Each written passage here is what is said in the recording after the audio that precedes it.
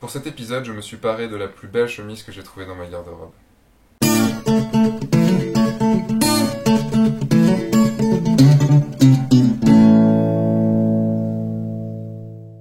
Bonjour, bienvenue dans F1.4. Aujourd'hui, suite et fin de l'interview de Gladys, Virginie et May. Donc la dernière fois, vous avez pu voir l'avant-shooting et le shooting. Maintenant, vous allez voir l'après-shooting. Et non pas l'après-rasage.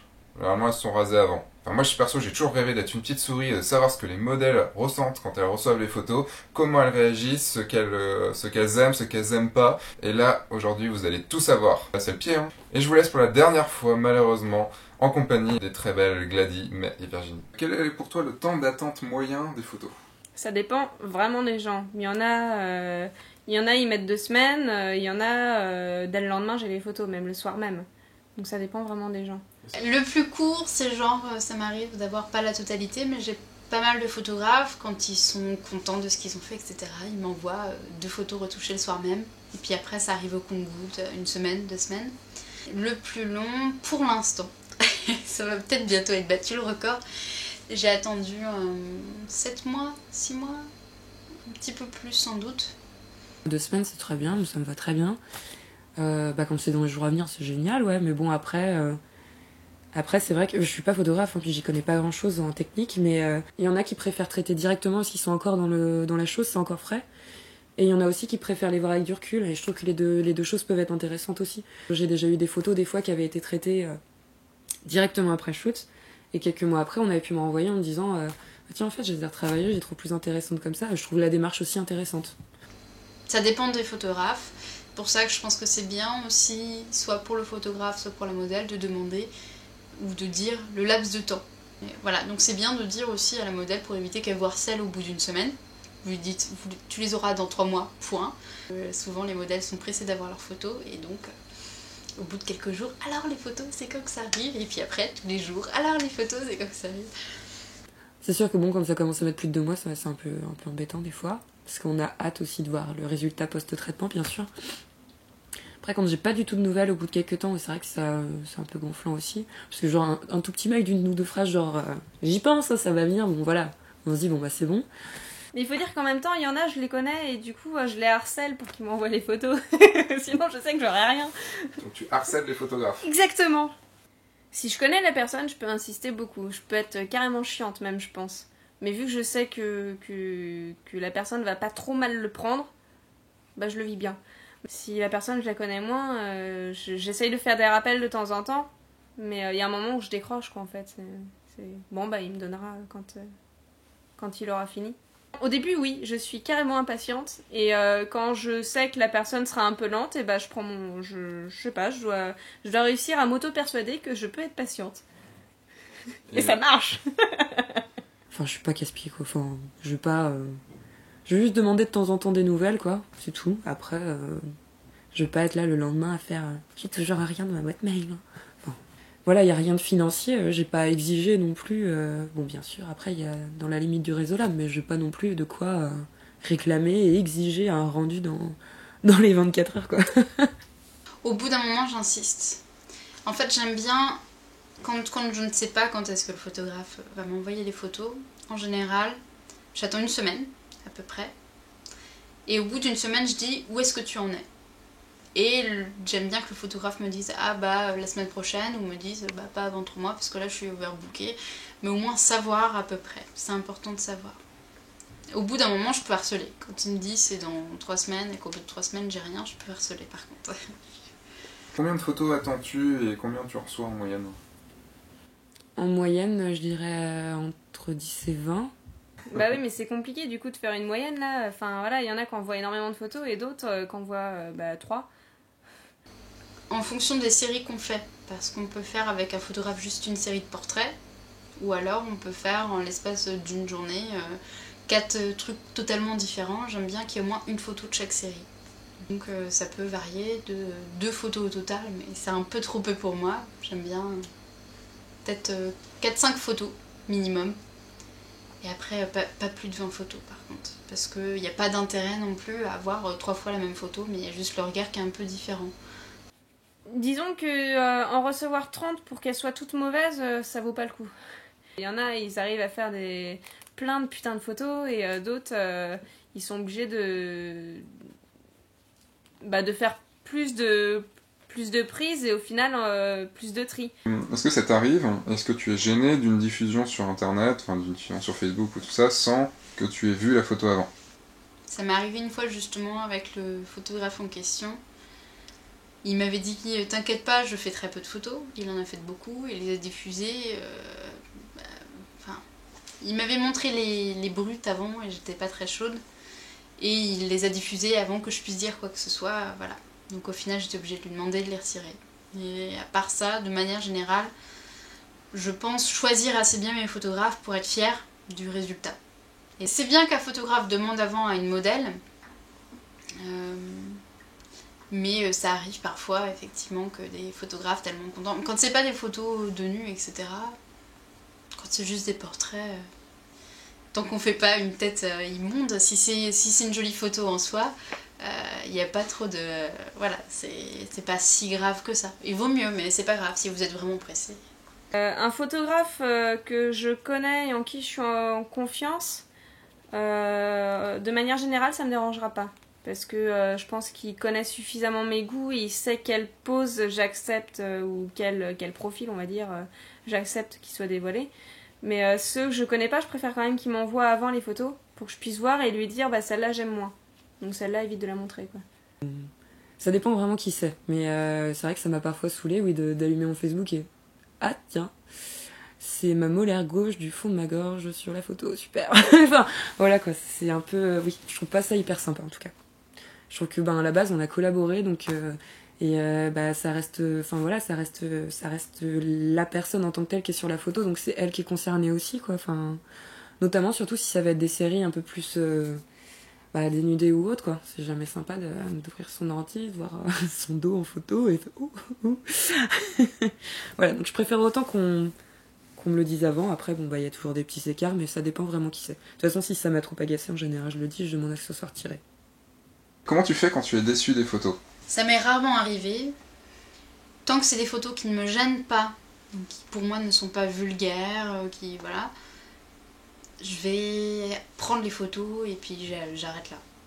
Si c'est des photos comme ça m'est arrivé une fois où je les ai trouvées vulgaires, où vraiment ça m'a gênée de me voir comme ça, j'ai trouvé ça... Je voulais pas que des photos de moi comme ça soient diffusées. Là par contre je demande gentiment à la personne de ne pas les diffuser. Voilà. Et c'est toujours un peu compliqué ce moment-là parce que la personne a pris du temps pour les retoucher, ça lui a sans doute plu, enfin voilà, donc c'est assez compliqué comme moment. Et ils réagissent comment? Celui où j'ai eu, il les a retirés, il a bien réagi. Je connais des photographes qui ont plus mal réagi que ça, il les a retirés, mais je sens que ça l'a embêté effectivement. Mais ouais, je pouvais pas, ça c'était trop gênant. En général, de toute façon, comme je disais, donc c'est toujours dans la collaboration, on échange dessus.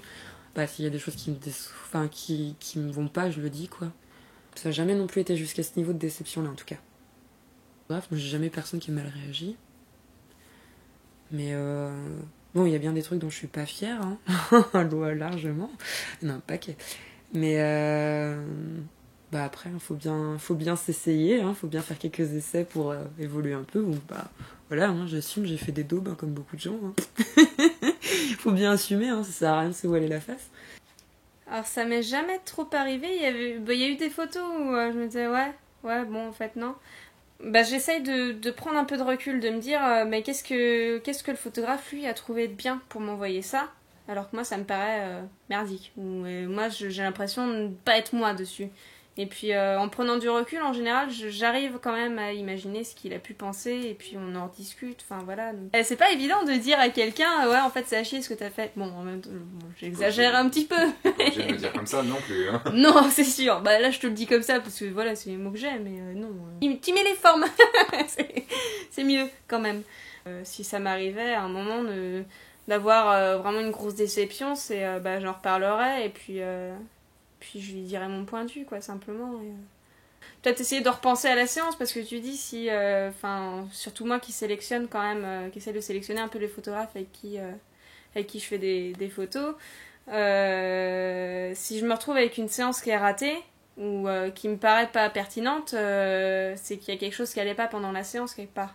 Du coup, je pense qu'il vaut mieux en reparler tranquillement, en prenant un peu de recul, tant qu'à faire, pour pas se taper dessus. Des photos, est-ce que pour toi c'est frustrant que le photographe ait le dernier mot sur le choix des photos, sur tout ça?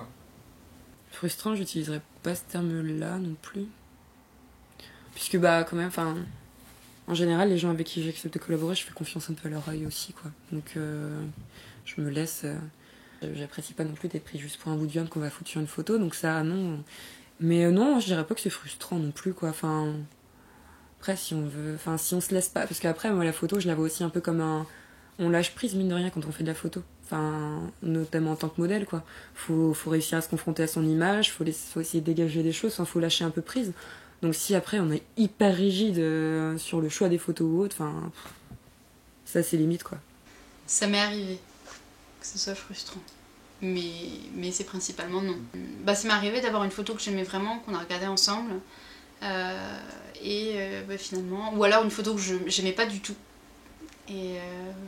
Et qu'au final ils choisissent cette photo là plutôt que l'autre que je préférais pour la retoucher et que tu peux pas dire non je préférerais l'autre, on ne prend pas en compte. Ou parfois on voit pas les photos brutes, on voit le résultat final et on se dit si ça se trouve il y en aurait eu d'autres que j'aurais préféré dans l'eau. Ça arrive, mais ouais. Je demande pourquoi, parce que parfois ça peut être parce qu'elle est floue, parce que voilà.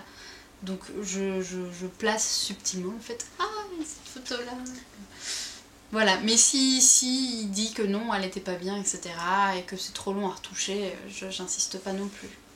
Les photographes t'envoient des brutes pour les choisir ou pas? Ça arrive des fois.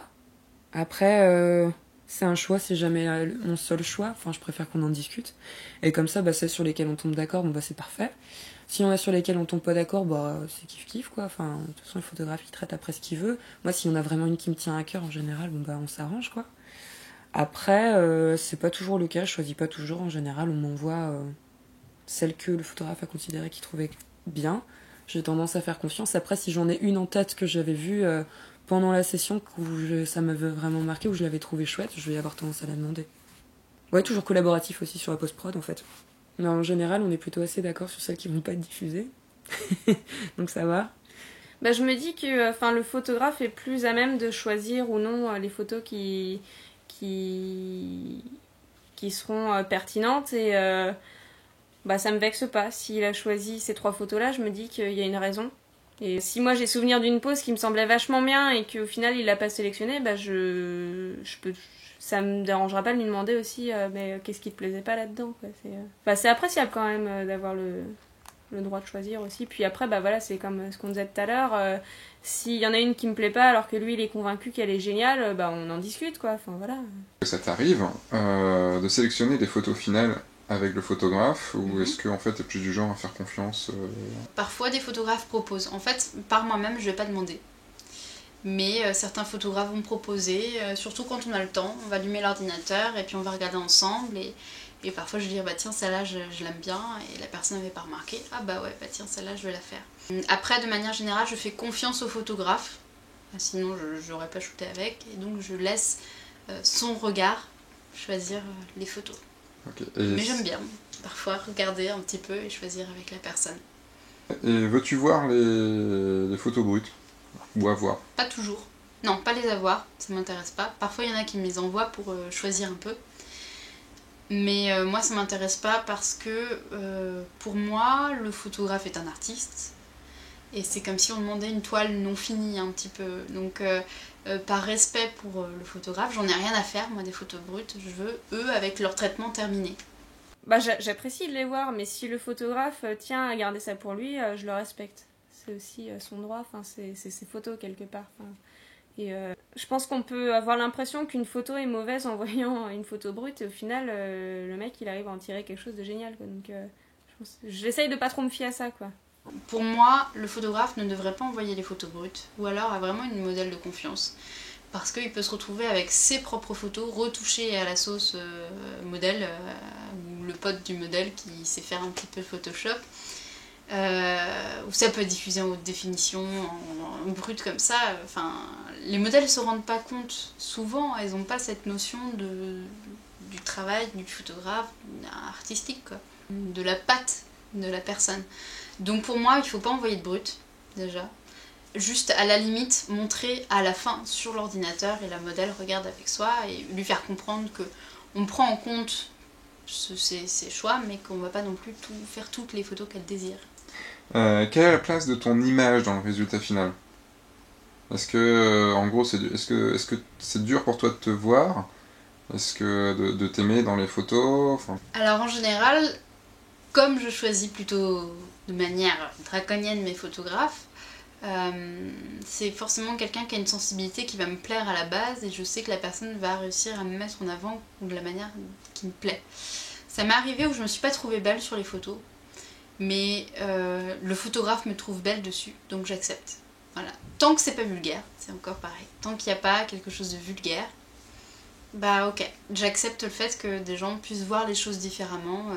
Voilà, il y a des choses que j'aime pas chez moi, je vais être bloquée, j'aime pas ma poitrine, donc forcément il y a des moments où je vais voir la photo, je vais être là, mais c'est moche, et le photographe à côté qui dit mais non, ça me plaît. Bon, ok, d'accord. Pendant un temps, ouais, ça a été, comme je disais, ça a été comme pour beaucoup de modèles, hein, aussi bien féminin que masculin. Je pense qu'il y a toujours quand même un côté de se regarder aussi, quoi. Un côté peut-être un peu narcissique pour... Voilà, mais maintenant, comme tout le monde, de toute façon, on a tous ces complexes. Donc certes, s'il y a une photo, si je suis ou en train de rire comme une jument, je vais éviter. Enfin, j'utilise des photos où moi, je me trouve pas bien dessus, mais la photo en soi, je trouve qu'elle parle, donc je vois pas pourquoi je me priverais. Qu'est-ce qui est le plus important pour toi? C'est l'expérience du shooting ou c'est les photos que tu as à la fin? J'irais les deux à 65-35, je sais pas. C'est plus les rencontres, hein, puisque après moi je fais ça juste pour le plaisir, c'est plus les rencontres.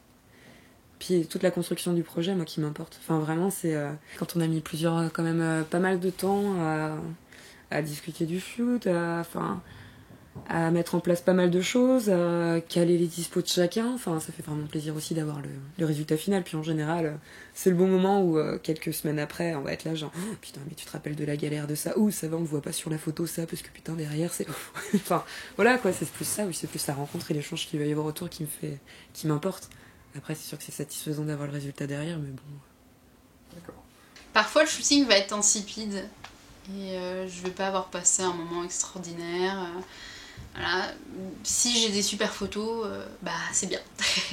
Je m'en fous, j'ai eu mes belles photos et voilà. Et parfois, je peux avoir passé un super moment, mais avoir eu des photos sans plus, c'est pas les meilleures, mais c'est pas grave parce que je m'en fous, j'ai passé un super moment.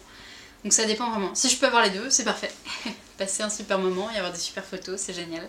Voilà, Parole de modèle, c'est fini pour cette saison. Ça reviendra sûrement dans la saison prochaine de F1.4. J'ai eu une idée. Est-ce que ça vous intéresserait de savoir ce que je pense en fait de tout ce qui a été dit? Pas d'avoir un commentaire sur ce qu'elles ont dit, évidemment, de savoir comment moi je fonctionne. Si ça vous intéresse, faites-le moi savoir sur la page de F1.4 ou dans les commentaires ci-dessous, histoire que je vous prépare ça peut-être pour la semaine prochaine ou pour la semaine suivante, voilà. Et je vous dis du coup, à la semaine prochaine. Au revoir.